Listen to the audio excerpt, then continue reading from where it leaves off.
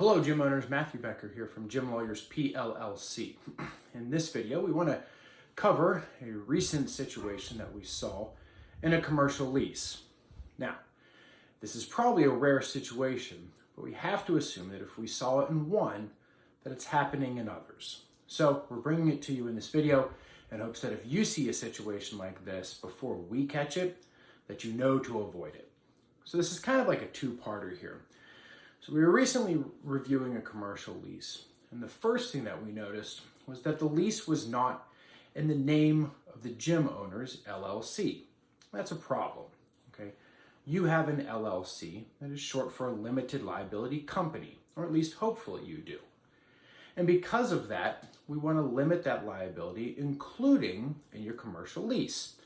So to do that, we have to have the party, you, named at the top of the commercial lease in the name of your LLC. So that's sort of like problem number one.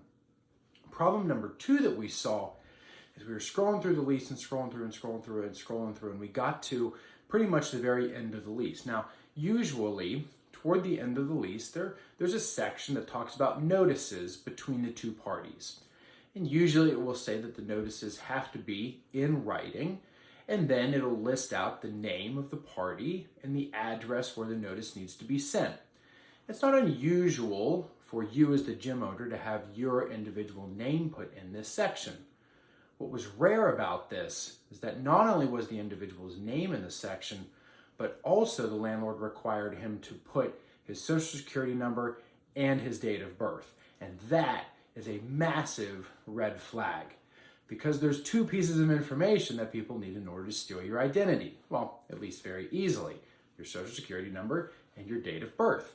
There's nothing protective about a commercial lease. Anybody can technically get their hands on it, and they can start copying down personal information. And so this individual's social security number and date of birth, the most personal of personal information, was just sitting right there in the commercial lease. And that was a big red flag. And this is an instance where we had to write back to the gym owner and say, do not sign this lease. You have to get that information out of there. So, good reminder, always get the commercial lease in the name of your LLC. And make sure you look through it.